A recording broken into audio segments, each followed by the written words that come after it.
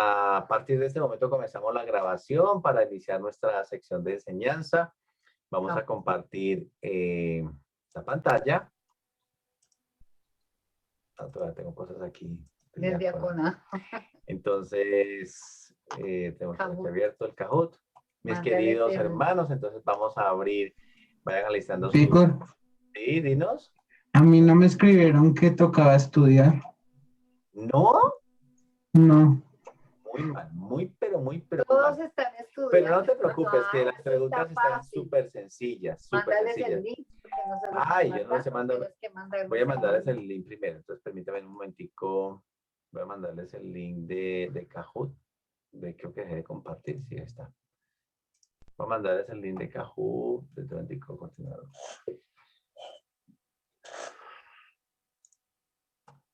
Ahí a la comunidad. Sí, momentico. Vamos aquí, Kahoot. Es muy Kahoot. sencillo, Alex, no te preocupes, ahí miren las imágenes y todo eso es sencillísimo. Entonces no te preocupes por eso. Entonces, vámonos al... Comunidad de oración. Entonces, ahí les mando el hipervínculo. Ahí está el hipervínculo para Y que se los voy a vayan enviar también conectando, a por favor. oración. Y permítame un momentico, vamos a colocar acá. Vamos a iniciar el juego. El primado, es hora del primado de Pedro. El primado de Pedro. Entonces, Listo. Entonces, miremos ahorita, ya va a salir el PIN, váyanse metiendo el PIN en 160-35-59. Ingresen a sus celulares el PIN y después le ponen el nombre. 160-35, ya está Dianita, ya está Claudia, Joana, muy bien. Ya está Julio César.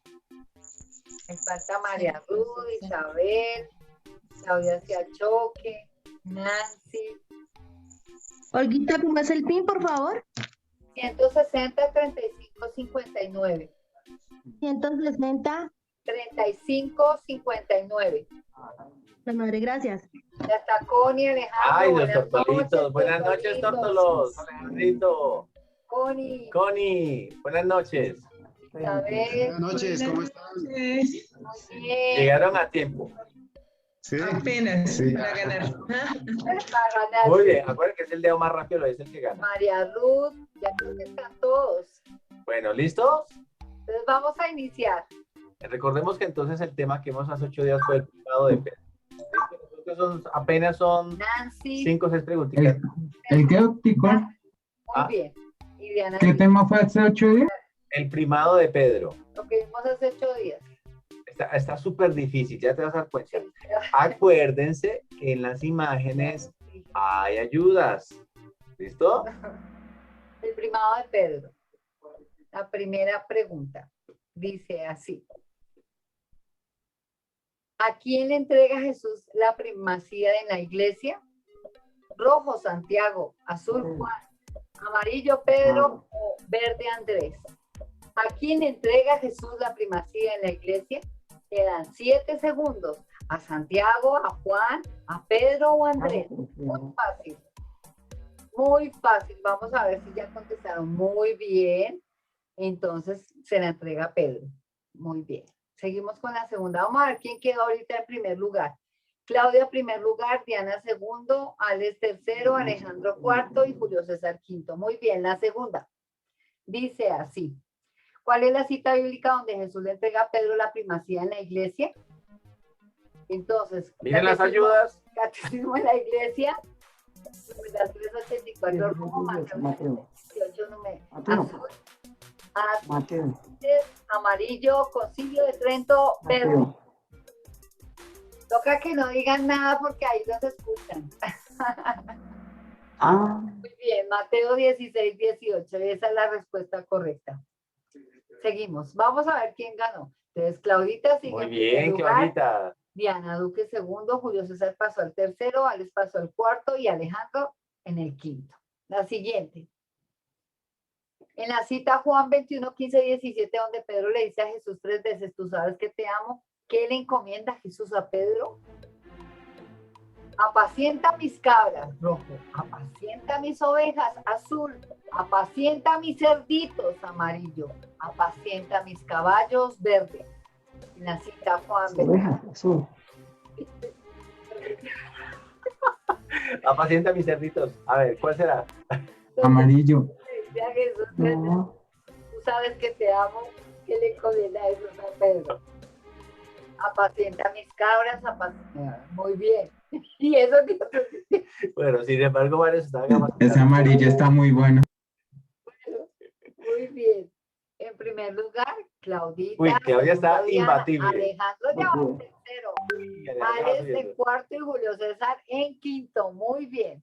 Seguimos. Cristo fundó una iglesia rojo, 2 iglesias azul, 3 iglesias amarillo y 4 iglesias verde. Esto está muy sencillo. ¿Qué fundó Cristo? Quedan 6 segundos. Una iglesia, 2 iglesias, 3 iglesias, 4 iglesias. Más sencillo, ¿para dónde? Muy bien, una iglesia. Uy, Claudia va con el dedo más rápido Muy del bien, oeste. muy bien, Diana, Claudita. sigue Alex, Julio César y Alejandro. Ahí están, mejor dicho, parejitos. Cristo le dio a Pedro una Biblia rojo, una vela azul, un candelabro amarillo, las llaves del reino verde. Muy bien los dibujitos. Cristo, ¿qué le dio a Pedro? La Biblia, la vela, el candelabro o las llaves del reino. 2 segundos. Muy bien, las llaves del reino. Muy bien. Excelente. Creo que por ahí era una Biblia, ¿no? Muy bien. Bueno, Claudia sigue en primer Muy lugar, bien. pasó Julio César al segundo, Diana al tercero, Alejandro al cuarto y Claudia entró al quinto. Muy bien. Claudia se metió en la pelea. Muy bien, Claudia se choque. Bueno, Última pregunta. Pedro es fácil. La arena rojo, La la roca. roca azul, la La piel roca. amarillo o la piel verde. Muy sencillo, no le soplen a nada. ¿Qué es Pedro? La arena, la tierra, la roca o la piel. Aquí el dedo más rápido del oeste. La Quedan roca. 4 segundos. 3 segundos. 2, 1. Muy bien, la roca. Y alguien dijo que la arena, pero bueno. El primado de Pedro. Vamos al primer lugar, a ver. Tercer Al puesto. tercer lugar. Julio César. ¡Bravo! ¡Bravo! Segundo. Diana Duque. ¡Bravo! Primero. A ver. Penso. Claudia. ¡Bravo, Claudia! Bien. Muy bien. Y Y finalista. A mí me sacó, Claudia, o si no hubiera quedado de primera. Excelente. No, se me salió como en la segunda pregunta, tercera pregunta, no sé. lo que pasa es que a veces el internet influye ahí. No solo el dedo más rápido del oeste y contestar bien, Sí, sino el internet. Aquí se va a Pero a liar. mí no me funciona por ningún lado. Yo no hago sino oprimir y nada. ¿Qué será? Ay, qué pecadito, mira. Después te Nancy. revisamos a ver qué es. De pronto es el celular que te queda Bueno, ahí. aquí lo que nos Pero interesa ¿dónde se oprime? ¿En el cuadro? ¿Donde está en blanco? en el color. Tú siempre ves o 2 colores si son falso y verdadero o 4 colores. Entonces tú oprimes de En tu acuerdo al color celular, en el celular, El color. el color. Pero yo le oprimo donde tiene el rotico. O es en el color, en todo el color. Cualquier parte del color. Pues, digamos, si es rojo, en cualquier parte del color rojo o el amarillo, el color. Ah, cualquier parte. entonces le estoy metiendo mal el dedo. Sí, Bueno. sí, pero bueno, lo importante recuerden que es divertirnos y recordar lo que vimos hace 8 Es días, lo ¿listo? principal. Estaba súper Muchas difícil. Tico, Estaba muy difícil. Tico, era una pregunta. Cuatro dime. caras, 4 centros. De todas las preguntas, quedé con una. ¿Cristo en serio fundó la iglesia? ¿Luego no fundó él la palabra? Cristo fundó una iglesia, Mateo 16, 18, y como no tenemos mucho tiempo, entonces te voy a remitir al video que vimos hace 8 días para que veas la enseñanza, ¿listo? Listo. Bueno, listo. Entonces voy a compartirles pantalla para que continuemos. Entonces, ya vimos el primado de Pedro y hoy vamos a ver el tema de los concilios y el tema de los dogmas. Y con eso vamos a terminar esta primera parte de las 4 grandes partes que tiene este ciclo de enseñanzas apologéticas. Entonces, ¿qué son los concilios? Son reuniones de la iglesia bajo la autoridad jerárquica para la discusión y decisión de asuntos relacionados a la fe, la moral y la disciplina. Ojo, son reuniones de la iglesia bajo la autoridad jerárquica. La autoridad jerárquica hace referencia al clero. Recordemos que el clero está formado por los diáconos, por los presbíteros, es decir, sacerdotes, y por los obispos. Esa es la autoridad jerárquica, ¿sí? ¿Y para qué se reúnen? Bueno, ¿para qué? Para hablar de asuntos relacionados a la fe, la moral y la disciplina. Exactamente. Entonces siempre hay, si hay algún tema de fe, ahí se aborda. Un tema de moral o disciplina, ahí se aborda.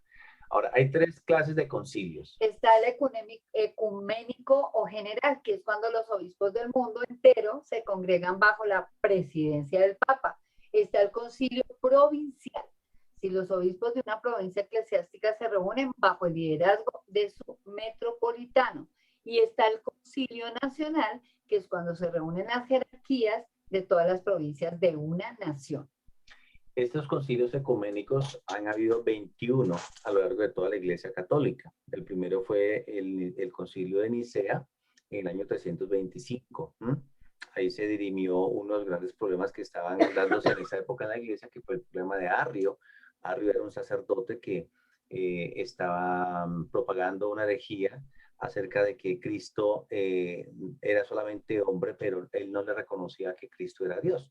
Entonces, en ese concilio se resolvió el problema y se dijo que Cristo era verdaderamente Dios y verdaderamente hombre. Es en ese concilio de que queda estipulado. Entonces, todos los concilios a lo largo de la iglesia tratan diferentes temas, o de tipo doctrinal, o de temas de moral, o de temas de disciplina de la iglesia. Bueno, y el último concilio que se dio fue el Concilio Vaticano II, ¿no? Que fue de 1962 a 1965. Lo que estamos viviendo hoy en día es justamente los frutos del Concilio Vaticano II, que muchos todavía no hemos podido ahondar lo suficientemente, pero hubo cambios. Por ejemplo, la misa, ustedes creo que han escuchado que antiguamente era en latín, y ahora podemos escucharlo en lengua vernácula, es decir, podemos escucharlo en nuestro propio idioma, en español o en inglés o en alemán, pero antes las misas en todo el mundo era en latín. Entonces, una de las cosas que cambió el Concilio Vaticano II es que se puede hacer en lengua vernácula. Ese es por darles un ejemplo nada más de las muchas cosas que hizo el Concilio Vaticano II. Bueno, ya saben que es un concilio, entonces. Ahora miremos el tema de los dogmas, porque es uno de los temas que son como más complicados de entender, que es un dogma, ¿verdad?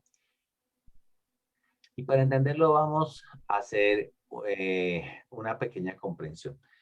Cuando hablamos de dogmas estamos hablando de verdades, no de verdades científicas, sino de verdades de fe. Hablemos de las verdades científicas, de las verdades que están en la naturaleza. Por ejemplo, si yo les digo a ustedes qué es H2O, ¿ustedes qué me dicen? Que es la fórmula del agua. La fórmula química del agua. Del agua, muy bien. Esa fórmula significa que el agua tiene 2 átomos de hidrógeno y un átomo de oxígeno, ¿verdad? Pero si yo dijera, si le agrego un átomo más de hidrógeno y coloco H3O, ¿será que eso es agua? No, ya no es agua. Y si yo dijera H2O2, ¿será que eso es agua? No. No, eso es otra cosa, pero agua no es, ¿cierto? Entonces, ¿cuál es la fórmula del agua? H2O. Entonces, esa es una verdad que hay en la naturaleza, ¿sí o no? Es una verdad. Y eso se llaman verdades absolutas. Es decir, en la naturaleza nosotros encontramos verdades absolutas. Esta es una verdad absoluta. Otra verdad absoluta. Había un hombre que se llamaba Isaac Newton. Y un día estaba debajo de un árbol pensando, oiga, pero ¿por qué? Un montón de cosas, ¿por qué pasa esto? ¿Por qué lo pasa lo otro? Y de un momento a otro se le cayó una manzana en la cabeza. Y entonces cuando se le cae la manzana, la coge y dice, oiga, pero ¿por qué la manzana cayó para arriba y no cayó para abajo? Oiga, ¿y por qué la manzana no cayó más bien para un lado? ¿Por qué todas las cosas caen? ¿Por qué? Y ahí entonces él formuló la famosa ley de la gravedad.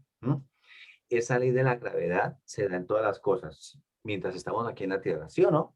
Todas las cosas, si yo tengo algo sostenido en la mano y lo suelto, ¿será que se cae? ¿Sí o no? ¿Ustedes qué opinan? Claro. Sí, claro. Exacto. Y se cae, ¿por qué? Porque esa ley existe y se llama la ley de la gravedad. Esa es una verdad absoluta que se encuentra en la naturaleza. ¿Alguien puede cambiar eso aquí en la Tierra? No. ¿Alguien puede hacer que una cosa en lugar de ir para abajo vaya para arriba? No, No, ¿verdad? nada.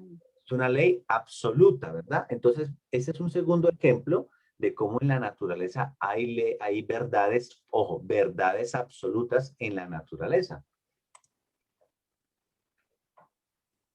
Ahora miremos entonces, ¿qué son los dogmas? Entonces son verdades de fe.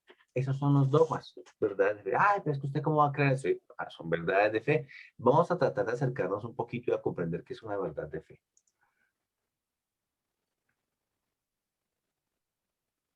Las verdades de fe, lo primero que tenemos que saber es que son verdades absolutas. Hay dos tipos de verdades. Una verdad que se llama absoluta y una verdad que se llama relativa. La verdad absoluta es la que es incambiable. Usted no la puede modificar. Usted no puede modificar la ley de la gravedad. No la puede modificar. Tampoco puede modificar la fórmula del agua. Nada. Esas verdades absolutas son inmodificables, son inmutables. No puedes cambiarlas. Así quieras, así no quieras, no las puedes cambiar. Las verdades relativas son las verdades que son más opiniones subjetivas de cada persona. Esas son las verdades relativas. Todas las verdades relativas son relativas porque dependen de una verdad absoluta. Vamos a tratar de entender eso un poquito más, porque yo sé que no es tan fácil. ¿Alguien me quiere decir qué logra ver ahí? Sí, son los dogmas. No, hay un Ah, puntico en la mitad de la pantalla. ¿Quién? ¿Qué es eso? Cuadro. Uy, se ve como un cuadro con algo verde y un Una fondo vaca. negro. Parece un Bueno, pez. alguien dice que es bueno. Bueno, ese es un cuadro verde, dice Claudia. ¿Listo? Ahora, alguien que me diga, ¿qué es esto? Una vaca. ¿Quién dice que es una vaca? No. ¿Quién es yo? Que no Dilia. Dilia dice que es una vaca. Listo. ¿Quién más das? ¿Quién da más? Cámara. Una cámara. Esto es una vaca. ¿Quién dijo que es una cámara? Es una hoster. Es una cosa. Es un tigre. La raza y todo. Ah, un tigre. Eso está mejor. Bueno, ahora sigamos acercándonos. Una vaca. Esto es un dálmata. ¿Qué es esto? Dálmata. Una vaca hostel.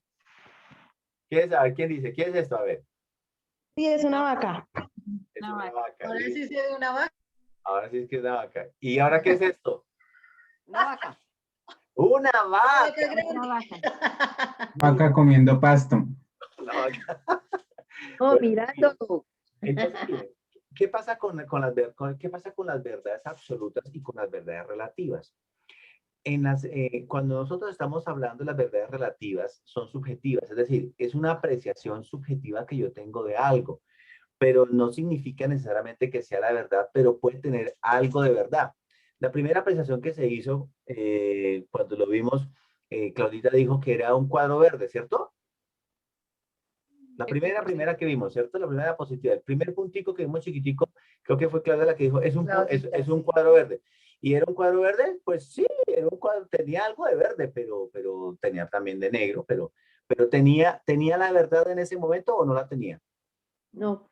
Tenía la verdad, sí, pero parcialmente, ¿cierto? Pero todavía no la tenía como muy clara, ¿cierto? ¿Por qué? Porque no la podía ver bien, ¿de acuerdo? A medida que fue aumentando, que nos fuimos acercando, fuimos viendo la verdad. Pero mientras tanto, que íbamos apreciando eso en la distancia, no era tan fácil ver qué era. Era muy difícil, no solamente ver que no solamente era verde, sino que tenía negro, no era tan fácil ver eso. ¿Por qué? Porque estábamos lejos de la verdad. Pero a medida que esas verdades que son o como opiniones, son las que se llaman verdades relativas. Pero cuando ya se nos presenta la imagen, ya cuando deja de ser una imagen chiquitica, ¿verdad? Así como esta, aquí mientras está pequeñita es una verdad relativa, ¿sí? Es algo que yo me estoy imaginando, ¿sí? Yo me imagino qué es, todavía no sé, este puntico, yo todavía no sé qué es eso, ¿verdad? Pero a medida que vaya aumentando, esas verdades relativas se van convirtiendo en una verdad absoluta, es decir, en una certeza. Yo ya puedo decir con certeza, después de que yo ya la tengo enfrente, que esa es una vaca y que esa vaca no está en una casa, en una sala, en un comedor, sino que está en el pasto, ¿verdad? Y ya lo tengo con certeza. Así son los dogmas. Los dogmas son verdades absolutas, no son verdades relativas. Es lo primero que tenemos que tener en cuenta. ¿Listo? Perdón, Héctor. Sí. Eso de las verdades relativas sería como lo de las creencias de los santos, si me hago entender, que hay unas relativas y otras privadas y reales, no me acuerdo la otra. Revelaciones. No. Son revelaciones. No estamos hablando de revelación privadas y revelaciones públicas. Aquí estamos hablando... Eso, pero tendría algo que ver con eso para asimilar el tema. No, para asimilar el tema, para que lo puedas asimilar un poquito más. Lo podemos asimilar con respecto a las religiones. ¿Por qué nosotros decimos que la religión católica es la religión verdadera? Y nos critican, porque dicen, usted está despreciando las otras religiones como si las otras religiones no tuvieran valor. No, las otras religiones sí tienen valor. Por ejemplo, el budismo, ¿cierto? El budismo cree en otras cosas completamente diferentes a las nuestras. Pero el budismo tiene partes de la verdad. Sí, tiene partes de la verdad, ¿cierto? Pero no tiene la verdad completa. Los judíos tienen parte de la verdad. Sí, tienen parte de la verdad. Se quedaron con todo lo que es el Antiguo Testamento, pero no tienen la verdad completa, no tienen a Cristo. Verdad absoluta. Los musulmanes tienen parte de la verdad. Sí, tienen parte de la verdad, ¿cierto? Así como cuando decíamos, sí, es un cuadrito verde. Sí, parece como una cámara. Alguien dijo, es como una cámara. ¿Tienen parte de la verdad? Sí, tienen parte de la verdad, pero no tienen la verdad completa, ¿sí? Cuando nosotros hablamos de un dogma, estamos hablando de una verdad absoluta, es decir, nosotros hemos recibido, ojo, por revelación, esa verdad. Porque alguien nos va a decir, ay, ¿y usted cómo sabe que tiene la verdad? ¿Fue que se lo dijeron en un sueño o qué? Ah, no, por revelación. Y ya vimos nosotros que era la revelación. Ya vimos que Dios se manifestó al hombre, se metió en la historia del hombre y se le fue mostrando al hombre como tal. Entonces, Dios se le fue revelando al hombre y le fue mostrando la verdad como tal. ¿De acuerdo? Entonces, esa revelación es la que nosotros debemos tener en cuenta, que es la que nos permite a nosotros saber que tenemos la verdad. Es decir, la verdad, las verdades, los dogmas son verdades absolutas, pero esas verdades absolutas se fueron descubriendo progresivamente. ¿Sí? La iglesia la ha ido descubriendo progresivamente. No fue que cayeron del cielo como la manzana de Isaac Newton cuando formuló la ley de la gravedad. No, los dogmas poco a poco se han ido como entendiendo, decantando hasta que se formula un dogma y se pronuncia un dogma. Ahora vamos a ver entonces cómo se define un dogma. Un dogma es una verdad absoluta, definitiva, inmutable, infalible, irrevocable, incuestionable y absolutamente segura, sobre la cual no puede flotar ninguna duda. Son verdades que siempre han existido, pero que su creencia ha empezado a ser obligatoria al definirse. Bueno, vamos a mirar las características de un dogma. Dice que es una verdad absoluta. Ya les dije que es una verdad absoluta. Ahora, es definitiva. ¿Definitiva qué significa? Que no es que sea una verdad que está como en camino de confirmarse. No, es definitivo, es una verdad. Así como hablamos nosotros del H2O, no hay posibilidad de que ese H2O sea otra cosa, porque como les dije, si se agrega un átomo de hidrógeno u otro de oxígeno, ya es otra cosa menos H2O. O sea, el dogma es una verdad absoluta y es definitiva. Es inmutable. ¿Qué significa inmutable? Es decir, que no se puede cambiar, ¿sí? Si usted cambia la fórmula H2O, ya no sirve. Lo mismo pasa con los dogmas de fe. Ahorita vamos a ver cuáles son los dogmas de fe. Si son inmutables, es decir, nadie puede cambiar un dogma, nadie. Una vez están formulados, ni siquiera el mismo Papa lo puede cambiar, es inmutable. Es infalible, es decir, siempre dice la verdad, no hay error, ¿sí? Hay infalibilidad. Es decir, no hay error contenido en él. Así como la fórmula del agua es H2O y no hay error, porque ya sabemos que ese es el agua, así como la ley de la gravedad, no hay error. Es decir, es infalible. Lo mismo pasa con los dogmas. Es irrevocable. ¿Qué significa eso? Que no puede llegar mañana un papa o un concilio y decir, no, es que el dogma de María, por ejemplo, la siempre virgen, no, es que descubrimos anoche, el Papa se acostó y entonces no dijo, ¿sabe qué? Ese dogma como que lo voy a quitar. No, yo más bien quito el dogma de María de la Siempre Virgen. Entonces lo voy a revocar, es decir, lo voy a quitar. No, los dogmas son irrevocables, irrevocables, no se pueden quitar. Ahora, Así como tú tampoco puedes quitar el agua, tú no puedes decir un día esto, no, yo soy científico y entonces hoy amanecí diciendo que no, es que el H2O ya no es agua, yo lo voy a revocar. Tú no puedes revocar el agua. Así tampoco puedes revocar los dogmas de fe. Es incuestionable. ¿Cómo cuestionas tú, por ejemplo, el tema de la fórmula de la ley de la gravedad? ¿Tú cómo cuestionas eso? No lo puedes cuestionar. Una vez la ley está emitida y sabes que todos los objetos caen, ¿sí? Dado la fuerza de gravedad, tú ya no puedes cuestionar eso, ¿sí? Tú puedes generar un montón de preguntas y son válidas, pueden ser válidas, pero son incuestionables. Lo mismo pasa con los dogmas de fe. Y absolutamente segura, es decir, tienes una norma de fe como tal. Ahora, esas verdades, ojo, siempre han existido, ¿sí? Que hubo, la ley de la gravedad ha existido siempre, pero históricamente hubo un momento en que un hombre llamado Isaac Newton descubrió la ley de la gravedad. Lo mismo pasa con los dogmas de fe. Los dogmas de fe han existido, ¿cierto? Le decimos ahí los micrófonos, ahí lo voy a silenciar para que no tengamos distracciones. Los dogmas de fe siempre han existido, ¿sí? Pero llega un momento en que el hombre, el ser humano, en este caso la iglesia,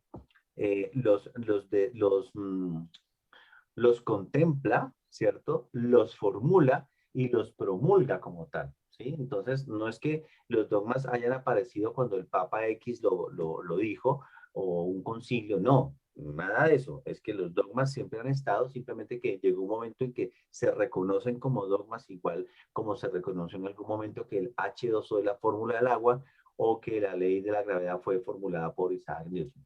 ¿Mm? Una vez proclamado solemnemente, ningún dogma puede ser derogado o negado ni por el Papa ni por decisión conciliar. Ya lo dijimos.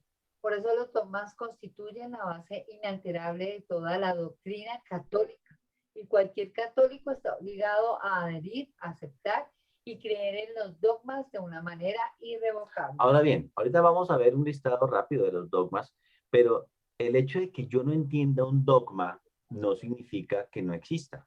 Por ejemplo, el dogma de la existencia del infierno. Ay, es que yo no creo que el infierno exista, es pura carreta. Ese es un cuento de los curas ahí para manipular a las masas, para manipular al pueblo, para someterlo. Esa es pura carreta. Yo no creo, yo no creo. El hecho de que usted no crea no significa que existe, que deje de existir el agua. El hecho de que usted no crea no significa que deje de existir la ley de la gravedad. El hecho de que usted no crea no significa que deje de existir el infierno. ¿Sí? Ahora, no, que el dogma de la Inmaculada Concepción, ay, yo no entiendo eso, ¿por qué no lo entiendes? Ah, es que yo no entiendo esa vaina.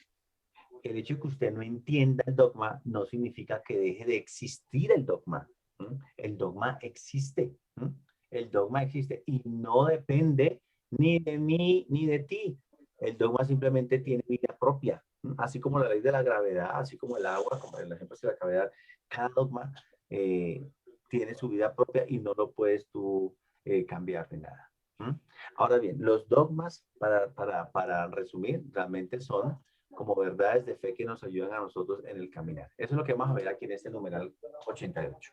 El magisterio de la Iglesia ejerce plenamente la autoridad que tiene de Cristo cuando define. Dogma, es decir, cuando propone, de una forma que obliga al pueblo cristiano a una adhesión irrevocable de fe. Verdades contenidas en la revelación divina, o también cuando propone de manera definitiva verdades que tienen con ella un vínculo necesario. Bueno, ya aquí hay palabritas que ustedes ya conocen.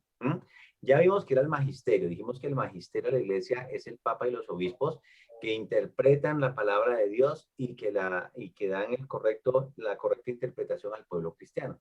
Y es el magisterio el que define los dogmas. Ojo, es el magisterio. Y el papa el magisterio puede ser o el papa de manera unitaria que lo diga, como por ejemplo Papa Pío IX cuando definió el dogma de la Inmaculada Concepción, o lo puede ser en un concilio. Entonces, cuando se definen estos dogmas, es decir, cuando se propone una forma que obliga al pueblo cristiano, ojo, los que somos católicos, estamos obligados de manera irrevocable a creer en los dogmas que están propuestos por la iglesia. No es una opción. O sea, no es que el dogma del infierno, no es que yo no creo, dice Purita X, no es que usted no crea, es que que usted está obligado. Y si usted no cree, usted entonces no está haciendo parte del catolicismo. Es que yo no creo en el purgatorio, es pura carreta, ese es un invento de los curas. Es que usted y yo estamos obligados a creer. Ahora, no que un día esto llega un obispo y dice, no, es que yo no creo, porque han habido varios que han dicho, no, es que yo no creo que exista el infierno, esa es una interpretación histórico-filosófica que hay que mirar en el contexto cultural de la época, porque realmente el infierno era otra cosa en esa época y era más que todo un botadero de basura. Y entonces hacen una interpretación judeocristiana y se enredan con un montón de términos. Ah, usted, o sea, usted no cree en el infierno. No, no creo en el infierno, pero usted es obispo. No, no creo en el infierno. Entonces usted en ese momento se está convirtiendo en hereje. Eso se llama cuando uno va en contra de una verdad o de varias verdades, ¿sí? Y cuando inclusive las rebates, te conviertes en hereje. Entonces, no, ¿estamos obligados a creer en todos los dogmas? Sí. ¿Hay opción? Ah, no, pero es que están excluidos los curas. No. Ah, no, es que están excluidos los diáconos. No. Ah, es que está excluido los obispos. No. Ah, es que está excluido el papa. El papa puede no creer. No.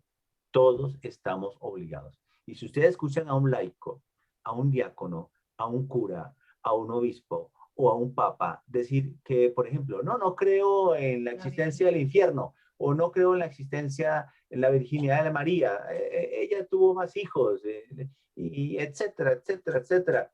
En ese momento, ese laico, ese diácono, ese presbítero, ese obispo, ese papa, se convierte en un papa hereje, en una persona hereje.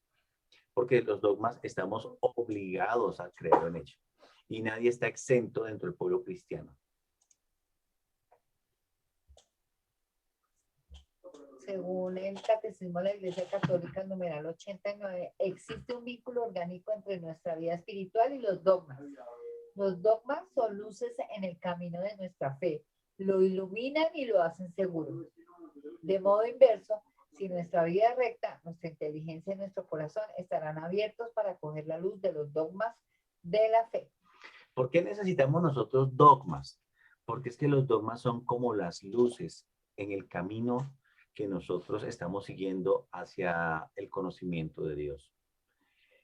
Los dogmas se asemejan a cuando tú vas en la carretera y vas conduciendo y ves una señal de tránsito que dice descenso peligroso. Ojo, estás viendo la señal y tú dices, ¿qué descenso peligroso? Y usted mete la pata al acelerador y coge ese carro y sigue bajando. Y entonces usted ve otra señal en el camino. Y le dice, curva peligrosa. Dice, ¿qué? Curva peligrosa. Yo soy aquí el hacha para manejar. Y sigue metiendo la pata. Y hasta que llegó un momento en que dice, encuentro la señal en el camino. Y dice, la señal llega y le dice que hay un abismo. ¿Qué abismo y qué nada? Y ¡pum! Se mató. Los dogmas son como esas luces en el camino de la fe. Los dogmas son los que nos ayudan a nosotros a caminar por sendas seguras. Los dogmas son los que van haciendo de nuestra vida algo mucho más fácil. Por ejemplo, continuando con lo que estábamos diciendo de la conducción, usted coge el cinturón de seguridad y digo, no, ¿yo para qué me pongo esa vaina? No, es que la ley es que se ponga el cinturón de seguridad. ¿Para qué me voy a poner yo esa vaina? A mí no me va a pasar nada. Y resulta que el carro se estrelló y entonces, justo como no tenía el cinturón de seguridad, salió volando por la ventana y quedó estrellado por allá contra el pavimento como huevos revueltos. Entonces, los dogmas, ¿por qué existen? Porque son luces en el camino de nuestra fe. Lo iluminan y lo hacen seguro.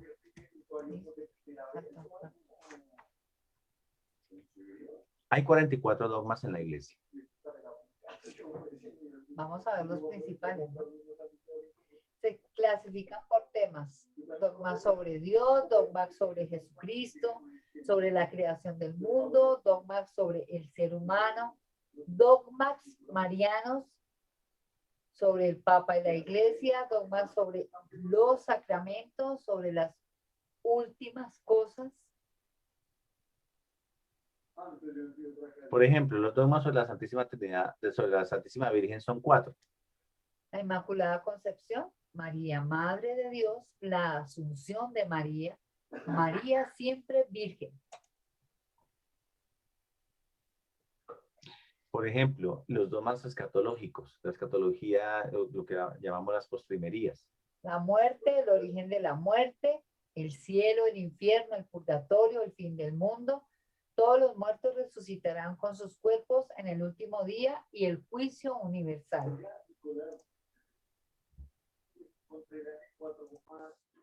Bueno, hasta aquí entonces la presentación de los dos. Abrimos rápidamente la sección de preguntas y respuestas y con esto cerramos la primera parte. En esta primera parte realmente lo que hicimos fue colocar los fundamentos acerca de lo que vamos a ver en este tema apologético, porque si no sabemos qué es magisterio, qué es tradición, qué es depósito de la fe, qué es revelación, qué son dogmas, pues obviamente no vamos a poder nosotros entender lo que viene, que ahorita empezamos el tema apologético a profundidad a partir de la próxima enseñanza. ¿Alguna pregunta sobre los concilios o sobre el dogma? Julio César. Gracias, Tito. 3 preguntitas. Cuando una persona, obviamente es incuestionable en dogma, pero dice, no, es que me parece como que eso no puede ser. ¿Peca la persona cuando no cree en el dogma? Sí y no. Lo que pasa es que recuerda que nosotros estamos ligados al grado de conocimiento que tengamos de las cosas, ¿verdad? Digamos que nosotros podemos dudar de un dogma porque racionalmente nosotros no lo entendemos y entonces decimos, no, es que yo no creo, por ejemplo, en el dogma de María la siempre virgen. No, porque es que ese dogma dice que María es virgen antes, durante y después del parto. Pero alguien dice, no, no, no, no, no, no. Como mi concepto es que la virginidad es que el famoso himen vaginal, mientras no se rompa, pues es virgen, y si se rompe ya no es virgen. Digamos que, bueno, por el Espíritu Santo entonces la Virgen pudo concebir. Pero en el momento del parto, entonces, en ese momento se tuvo que haber roto el himen, entonces ya no hay dogma ahí. Entonces, ese dogma yo creo que no es, porque ya se rompió, ya deja de ser señorita. ¿Mm? Entonces, digamos que mi mente, mi razón me hace concluir eso, pero es que si yo leo, por ejemplo, los místicos como Ana Catalina de Meric dice que Jesús no nació por vía vaginal. Jesús nació de una manera providencial.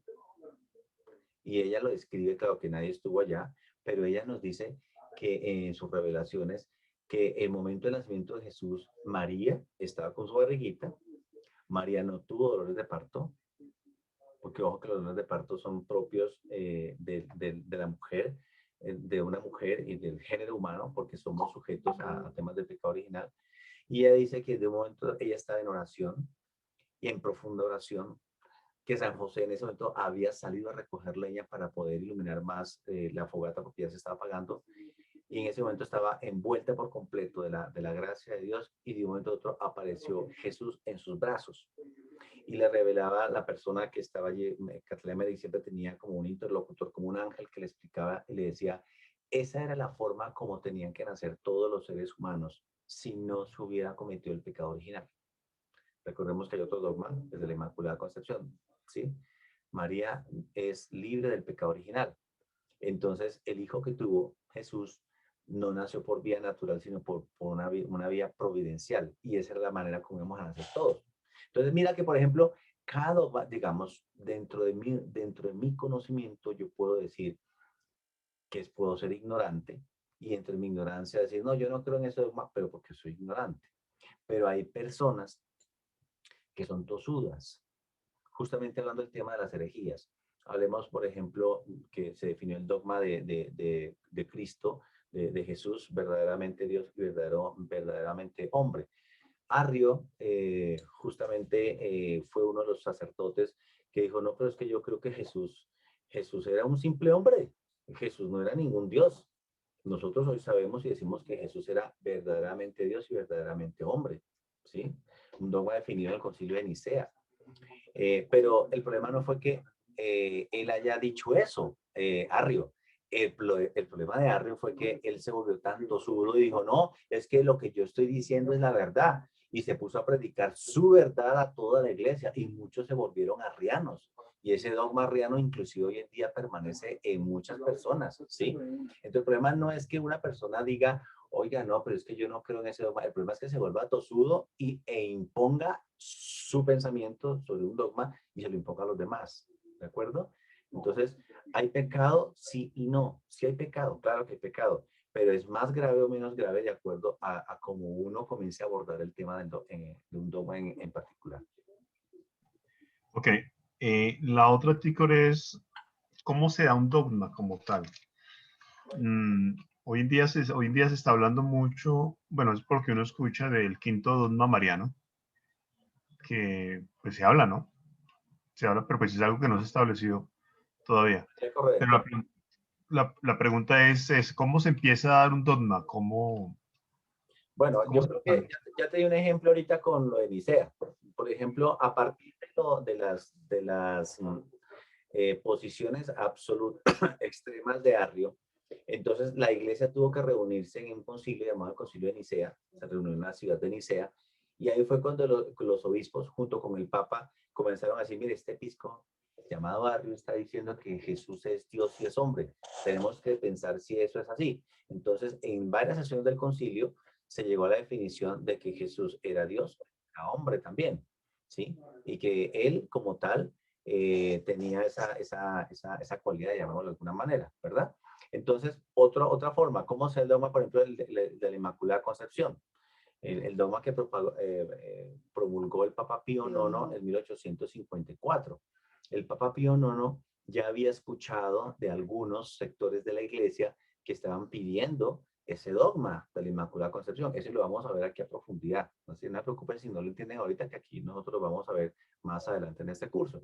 Entonces, el Papa, inclusive Santo Tomás, decía que él no creía en ese dogma, es decir, él no estaba muy confiado y muy seguro, y él era muy mariano, de que María tuviera esa posibilidad de ser inmácula, sin mancha. Y sin embargo, el Papa Pío IX, de manera propia, porque lo puede hacer cierto Papa, promulgó el dogma de la Inmaculada Concepción, ¿cierto? Entonces, mira que hay diferentes formas. Uno se dio en un concilio, en el ejemplo que te di, por ejemplo, en el de Nicea con Arrio, y este otro ejemplo que te doy con el de la Inmaculada Concepción con el Papa Pío IX. Esta de que falta una pregunta. Vale. No, te falta una. Digo, ¿y tú qué has escuchado, tú que estás más cercano con el tema pues académico a nivel de la iglesia, de este quinto dogma? ¿Qué has escuchado de eso? Bueno, creo que es la misma pregunta que me está haciendo aquí Danita Tico. Falta por aprobar el quinto dogma de la Virgen como corredentora. Ese dogma de María corredentora no está siendo muy aceptado. ¿Por qué? Porque es que hay un problema y es que a María, muchos amamos a la Virgen, pero hay muchos que están poniendo a María al mismo nivel de Cristo, inclusive por encima de Cristo. Entonces, ¿hasta qué punto ese dogma, primero, podría ir en detrimento? Y segundo, más que ir en detrimento, tocaría mirar si es cierto, ¿sí?, que fuera corredentora. Hay muchos argumentos a favor y muchos argumentos en contra. Lo que sí es cierto es que en este momento, dentro del seno de la iglesia, ese dogma no se está moviendo. Lo mueven los laicos. Nosotros, los laicos, lo estamos moviendo. Pero dentro del seno de la iglesia, que el clero lo esté estudiando para ser aprobado, no. Ahora, puede llegar un momento en que algún papa, el papa actual u otro, en algún momento llegue y diga lo que dijo Pío IX en su momento con el dogma de la Inmaculada. Puede que nadie lo esté pensando aparentemente, pero que de pronto el Papa Francisco le da por proclamarlo, no sabemos, ¿no? O en un concilio más adelante. Pero en este momento que sepamos, no. Bueno, ahora si quién más, creo que Claudita iba a preguntarle o Claudita. Pues más que una pregunta es cómo complementarlo el tema de los concilios. O sea, porque los concilios, digamos que, por ejemplo, el concilio de Éfeso estableció un dogma mariano precisamente año 431, y el mismo concilio de Éfeso estableció el culto a María, porque mucho antes de eso la gente adoraba a María. O sea, lo que tú estás diciendo, la ponían en la misma categoría de Dios. Y el concilio de Éfeso dijo, no señores, es que usted no, María fue preservada de todo, de pecado, pero tú no puedes poner a María en el papel de Dios, porque obviamente María no, o sea, tuvo una importancia en el papel de la salvación, claro que sí, no estamos diciendo que María no haya tenido un plan en la economía de salvación, sino el concilio de Éfeso dijo, no señores, el culto a María se llama hiperdulía, incluso un grupo de la iglesia católica fue excomulgado por adorar a María. Muchos hermanos separados dicen, nosotros adoramos a María, No, el Concilio Vaticano II también ratificó el culto a María, o sea, un culto que viene desde los primeros siglos del cristianismo, pero que el Concilio de Éfeso ya nos dejó muy establecido. Ujú. O sea, el tema de los dogmas es de guantes de seda porque hay que estudiarlos muy bien para saber cómo defenderlos con lo documental, el magisterio, incluso la Biblia también nos puede dar la razón. Muchas gracias. Para redondear entonces lo que dice Claudita, hay que tener en cuenta que una cosa es adorar y otra cosa es venerar. Se adora solamente a Dios, ¿sí? Mi adoración es para Dios. Mi veneración es para mi mamá, mi veneración es para mi esposa, para mis hijos. Mi veneración es para los santos. Entonces, venerar es un concepto que viene del latín que se dice dulía, ¿sí? Entonces es un amor, un amor especial, la dulía, la veneración. Pero hay otro concepto que se llama hiperdulía, que citaba también Claudia, que significa un amor mayor. Es especial, pero es un amor mayor, hiperdulía. Entonces la dulía hace referencia a la veneración a los santos y la hiperdulía, la veneración a la Virgen como tal. Veneración. Jamás adoramos a la Virgen la veneramos, ¿verdad? Pero bueno, eso lo vamos, inclusive eso lo vamos a ver más adelante otra vez, lo vamos a retomar. Alex.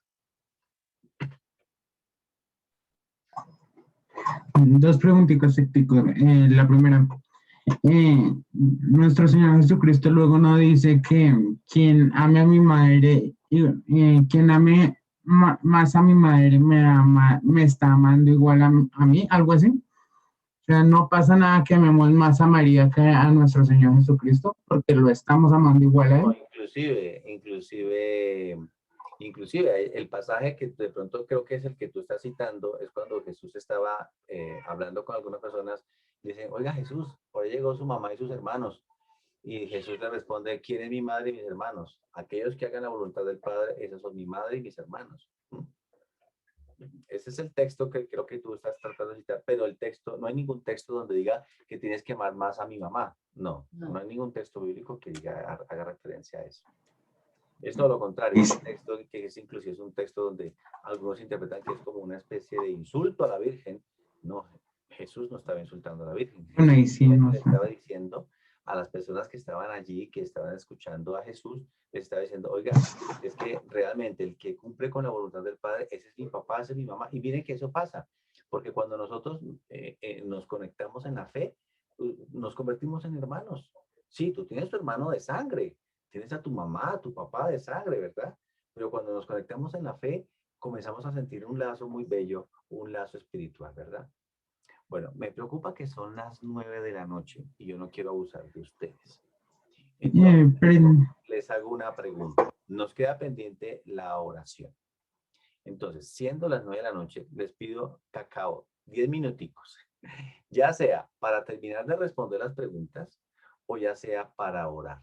Entonces, estos 10 minuticos que les pido, Para orar. será Oración. para ustedes Sí, quieran. Oración, Héctor. Importante eso que Oración está por orar y los demás que hicieron oración. Isabel también dijo oración. Oración. Oración, listo. Entonces, vamos a parar acá. Si quedan más preguntas, de todas, anótenlas. Y para el próximo encuentro, si Dios nos da licencia, ya será para después de Semana Santa. Entonces lo sacamos, ¿les parece? Para que no queden ustedes con tantas cositas. Anótenlas, ténganlas ahí anotaditas. Y cuando nos volvamos a encontrar, las retomamos. Aunque ya les digo, ya terminamos hoy la primera parte. Y lo que nos queda entonces pendiente, nos quedan 3 grandes partes. ¿Recuerdan que yo creo que les mandé el contenido? Bueno, esas 3 grandes partes son las que nos hacen falta a nosotros, ¿de acuerdo? Entonces vamos a disponernos entonces para orar. Vamos a tener aquí Perdón, Héctor. ¿Tú lo mandaste al grupo?